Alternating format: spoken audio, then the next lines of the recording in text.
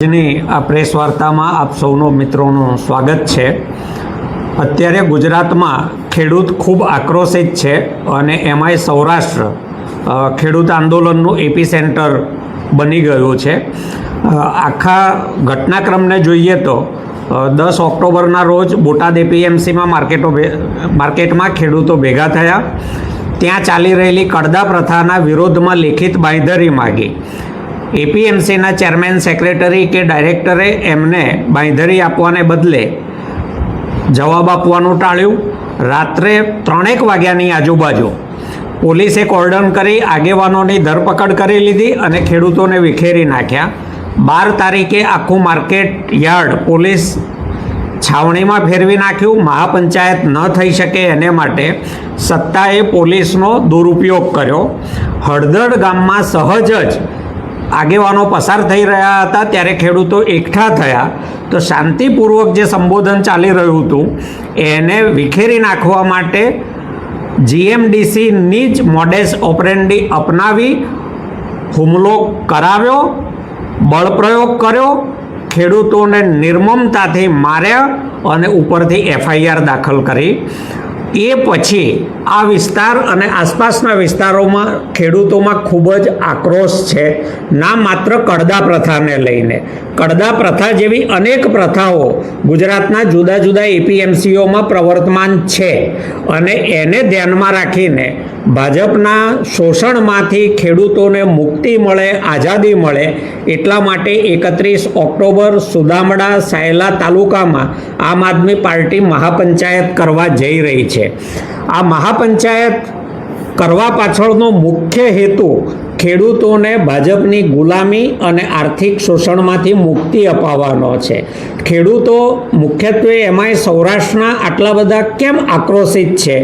આ કોઈ પાર્ટી પ્રેરિત નથી, ખેડૂતોનો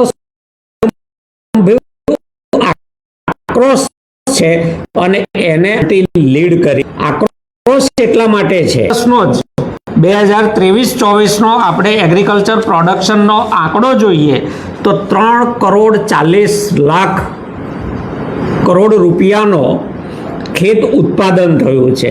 આ ખેત ઉત્પાદનને સારું અને સક્ષમ બજાર મળી રહે, ખેડૂતોને ભાવ મળી રહે, ખેડૂતોનું શોષણ ના થાય એ જોવાની જ એની જવાબદારી છે। એ એપીએમસી બોર્ડ ગુજરાતનું, તો એપીએમસી બોર્ડની સ્થિતિ શું છે એની વેબસાઇટ આપણે ચેક કરીએ તો એના જે ડાયરેક્ટરોના નામ છે, આ ડાયરેક્ટરોના નામ ભાગ્યે જ કોઈએ સાંભળ્યા હશે કે ભાગ્યે જ એ ક્યારેય ગુજરાતના ખેડૂતો સમક્ષ આવ્યા હશે। એમાં જે ખેડૂત વિભાગના પ્રતિનિધિઓ છે જે આખા ગુજરાતના એપીએમસીઓનું સંચાલન સુપેરી રીતે થાય એ જોવાની જ એમની જવાબદારી છે।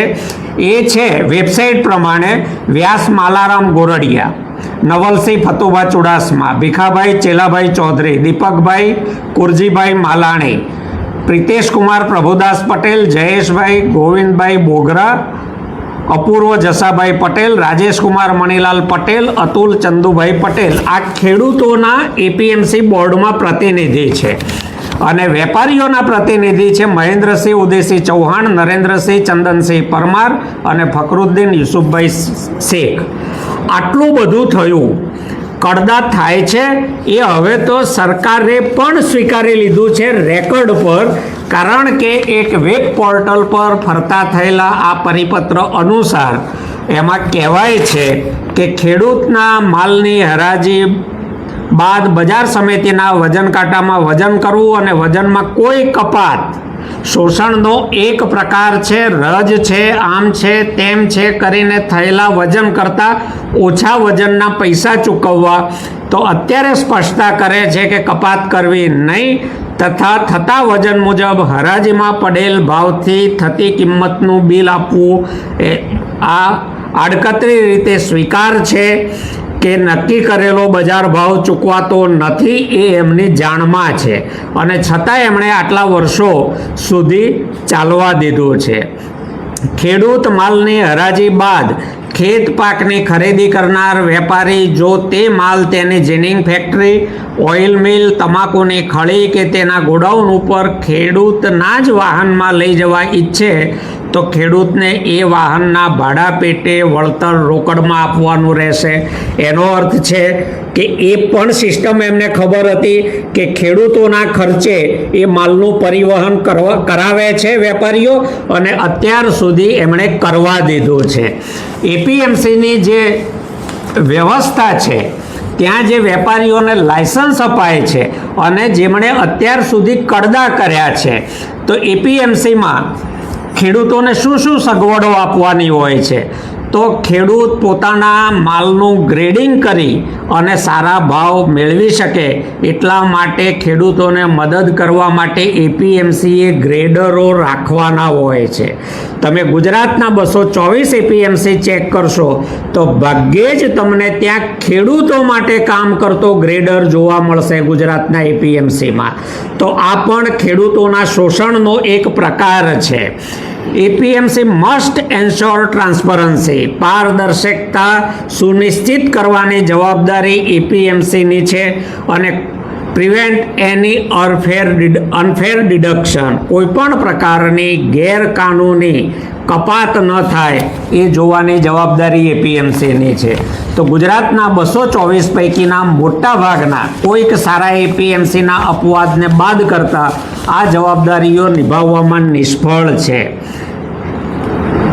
એમણે ડિજિટલ બોર્ડ પર બધી જ માહિતી સતત અપગ્રેડ કરતા રહેતા હોવાનું હોય છે. ભાવ શું પડ્યો, કેટલો માલ આવ્યો, કેટલાની હરાજી થઈ, શું ભાવે થઈ, આ બધી માહિતીઓ તમને મોટે ભાગે એપીએમસી બોર્ડમાં અપવાદ બાદ કરતા ક્યાંય ડિજિટલ બોર્ડ જોવા મળશે નહીં. સૌથી મહત્વની જે કામ કરવાનું છે એપીએમસીએ એ છે પ્રોવિઝન, એટલે કે જોગવાઈ ટૂંકા ગાળા માટે અને લાંબા ગાળા માટે ખેડૂતના માલને સાચવવાની, સ્ટોરેજની સગવડ આપવાની.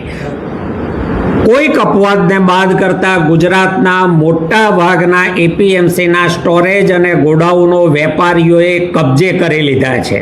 વેપારીઓને કેમ કબજે કરવા દીધા છે?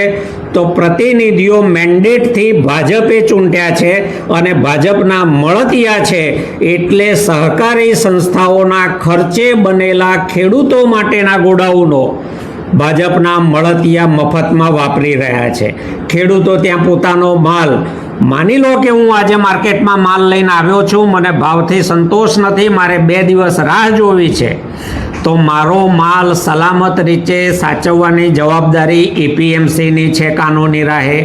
પણ કોઈ એપીએમસી કોઈક અપવાદને બાદ કરતા ખેડૂતને આ સગવડ આપતી નથી. ખેડૂતે ખુલ્લામાં રોડ પર પોતાના ટ્રેક્ટર કે વાહન લઈને રાતવાસા કરવા પડે છે. આ ઠેર ઠેર આપણે કતારોમાં જોયું છે. તો આ જે એક પ્રકારનું શોષણ છે એ શોષણમાંથી ખેડૂતને મુક્તિ, આઝાદી અપાવવાની છે. ખેડૂતોને એપીએમસીએ ક્લિનિંગની અને ડ્રાઇંગની સગવડ આપવાની છે. કોઈ ખેડૂતના માલમાં રજ હોય, ઉપજમાં અથવા ભેજ હોય, તો એને સૂકવવાની વ્યવસ્થા ખેડૂત ઈચ્છે ત્યારે એપીએમસીએ આપવાની છે. આ જોગવાઈ છે. અપવાદ બાદ કરતા ગુજરાતના કોઈ એપીએમસીમાં આ સગવડો ખેડૂતો માટે નથી. તો આ પણ રજ અને ભેજનું બાનું કાઢી અને ખેડૂતના ઉપજનો કડદો કરવા માટેની એક વિકસાવેલી ભાજપના મેન્ડેટથી ચૂંટાયેલા પ્રતિનિધિઓની મોડેસ ઓપરેન્ડી છે. આ મોડેસ ઓપરેન્ડીમાંથી ગુજરાતના ખેડૂતને મુક્તિ અપાવવાની છે. તો આ પ્રકારના જે શોષણો છે એ શોષણોમાંથી ખેડૂતને મુક્તિ આપવા માટે આ મહાપંચાયત 31 ઓક્ટોબરના રોજ બપોરે 1 વાગે સુદામડામાં યોજાવા જઈ રહી છે, જેમાં સૌરાષ્ટ્ર અને ગુજરાતભરમાંથી હજારો લાખો ખેડૂતો સ્વયંભૂ ઉમટી પડવાના છે. જે રીતે અત્યારે હું પ્રવાસ કરી રહ્યો છું અને ખેડૂતોના પ્રતિસાદ મળી રહ્યા છે, એ જોતા લાગે છે કે સંખ્યા ખૂબ મોટી હશે.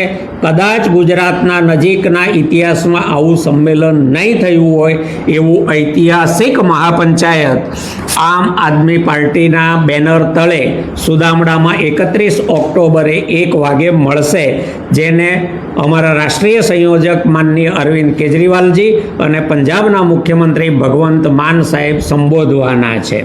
આ વેપારીઓના લાયસન્સ માટેની જે શરતો છે એમાં એક શરતમાં, એટલે જુદી જુદી શરતોમાં, all registered traders are liable to pay market fee. Market fee registered વેપારીઓએ ચૂકવવાની હોય છે. ઘણી બધી જગ્યાએ માર્કેટ સેસ ખેડૂતો પાસેથી કપાતમાં લેવાય છે. આ પણ ખેડૂતોનું શોષણ છે. એ જવાબદારી વેપારીની છે, ખેડૂતની નથી. દરેક રજિસ્ટર્ડ વેપારીએ, એપીએમસીમાં રજિસ્ટર્ડ થયેલા વેપારીએ એપીએમસી એક્ટનું સંપૂર્ણપણે એના નિયમોનું પાલન કરવાનું છે. જો પાલન કરવામાં નિષ્ફળ જાય તો એનું લાયસન્સ રદ થઈ શકે, એને પેનલ્ટી પણ થઈ શકે. એપીએમસીમાં કડદા કરનાર કયા વેપારીને ભાજપના મેન્ડેટથી ચૂંટાયેલા મળતિયા જે માફિયા સમાન છે એમણે ક્યારે કયા વેપારીને પેનલ્ટી કરી, કયા વેપારીનું લાયસન્સ રદ કર્યું? ગુજરાતના ઇતિહાસમાં ભાજપ સત્તામાં આવ્યા પછી આવી કોઈ ઘટના ઘટ્યાનું અમારા ધ્યાનમાં નથી. તો આજે જુદી જુદી રીતો છે ખેડૂતોના શોષણની.